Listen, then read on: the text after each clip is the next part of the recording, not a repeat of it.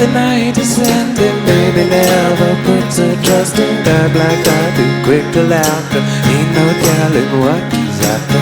Matter of fact, our religion, riding on a stolen engine, far too fast to pacify you. Ain't no telling what he's up to.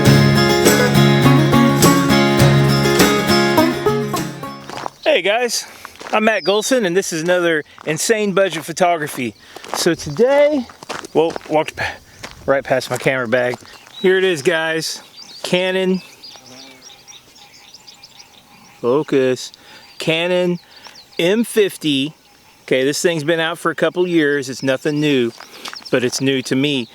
This is my pretty much go-to camera now. I've been using this thing. So in my hands, what I'm holding is, if you're looking for the most efficient, cheapest way to basically have a full frame mirrorless camera. You know, I think the camera was less than 500, and then you need this little special adapter right here called a Viltrox M2 adapter. So let's talk about the Canon. First off, the M50. It's a mirrorless, very small camera that uses the crappy M2 mount that Canon would love us to all start, I guess, buy lenses for.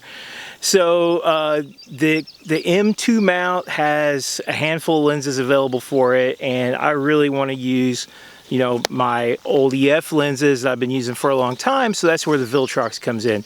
I don't remember how many megapixels. It's got a lot. It's got great, it's got a great viewfinder. It's got a great screen. It takes great pictures. It flips out. It's really great for blogging. It's really great for taking pictures. The video is phenomenal. It does 4K. My wife loves it because she takes pictures with it and then transfers them wirelessly to her phone, because everything goes on Instagram. So it's awesome for that. It saves her tons of time. The camera has really been just incredible for me because it's so light, it's so easy to use, and it's just like the pictures are always excellent. The Viltrox adapter though is really what did it for me, because now I can put a 50mm on. Look at that, incredible depth of field. I'm shooting at f1.2 because the Viltrox isn't just an adapter, it's a speed booster. So if I'm shooting on an f1.8 50mm, now I'm actually shooting on an f1.2, and that f1.2 looks pretty amazing. Look at that back there. It's incredible how blurry it is. It's pretty much dark right now, guys. I think this thing's like at ISO 600 right now or something. I mean, it's dark out here, and I'm shooting at f1.2, and it looks bright as day on my screen. It looks incredible, and then everything's so out of focus. It's just so incredible. Wow. The face detection, the autofocus is so good. It tracks you, it focuses wherever you go. The camera is truly amazing. It's so good for video. It's so good for photos. And I'm wanting to try it tonight. Is it good for star photos? That's what I've been wanting to try for a long time, and it's the first time I got a chance to get out and do it. So when the stars come out, I'm going to put my Rokinon 14mm f2.8. It gets a big wide view of the frame. Not so great on 1.6. It cuts in, it's more like a 28mm or something. But I can go 30 seconds on this thing, 30 seconds on the Rokinon. And instead of being at 2.8, it's going to be at like, I don't know, one stop faster than 2.8. I think that's like 1.8 or 2.0 or something. I don't know what it is. It's going to be great though, because I'm going to have so much more light. In time the night may soften, trust that I'm still open, darling. Wouldn't go and call my daughter, no good knowing what came after. Met a friend with missing fingers, shaking hands with shade of strangers, all too strong to pacify you. Ain't no telling what he's up to.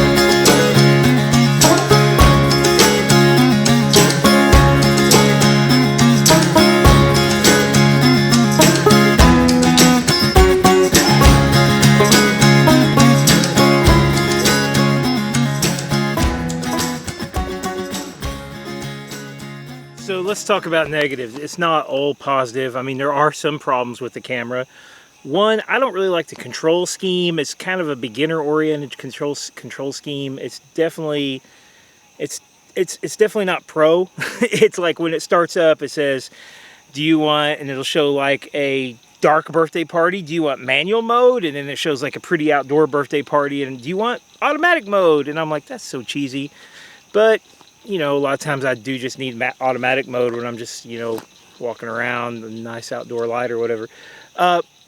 Biggest complaint you'll see online, battery life. Battery life is not great, but it's not nearly as bad. I mean, I was expecting that, you know, like I'd have to replace it. To me, it feels about the same as my T4i, maybe a little less.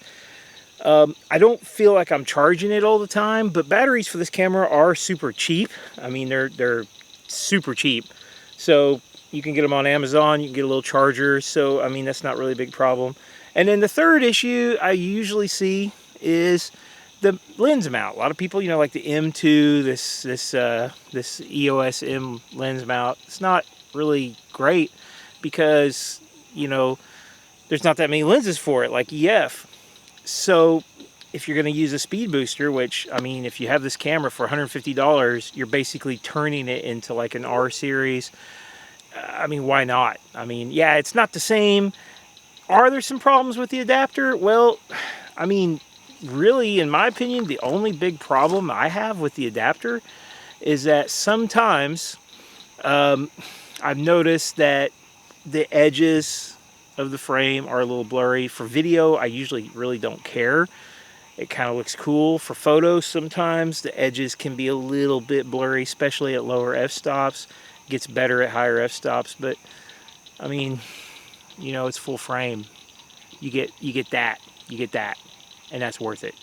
It's so worth it.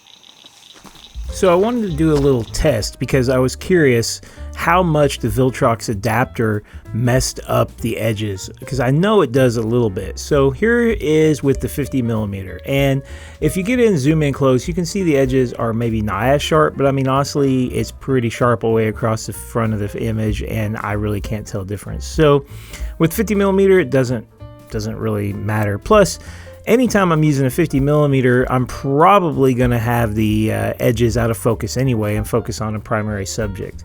So now let's go take a look at this image near my home here in Harrisburg. That building is pretty impressively sharp for the distance that it is away in this image. If we zoom in and look close, you know, it's not bad. This is shot with the M50 at wide open on my Rokinon 14mm. But when we go to the edges, oh my gosh, it falls apart. On the f8, it's really not any better. I can't really tell that big of a difference. It might be a slight bit better at f8, but if we go ahead and stop down all the way to f16, it starts to look better. So with the Rokinon at 14mm, which has kind of weak edges anyway, you can get better edges at, you know, f16. So it seems to me that the speed booster takes whatever optical flaws your lenses have and just amplifies them. So the 50mm, it's great everywhere, not really a problem, but the Rokinon 14mm is got really soft edges. So on the speed booster, they're really, really soft unless you stop down. So just for comparison, here's the same image taken with my 5D and the Rokinon lens, and as you can see, it looks better in the corners until you realize that you're not really looking at the corners yet. It's got more image. I mean, there's more image here because it's truly full frame. The speed booster is close to full frame, but you're still getting a little bit of a crop. This, you're getting no crop from your EF lens, and if you do go look at the extreme edges, it's pretty much blurry trash too. So here's the same image on the 5D, stop down to f16, and you can see it's nice and sharp in the corners. The Rokinon just has terrible corners unless you stop it down. It doesn't matter if you're on a speed booster or not. In my opinion, there's no reason not to use a speed booster. It turns the M50 into a tiny little full frame wonder camera.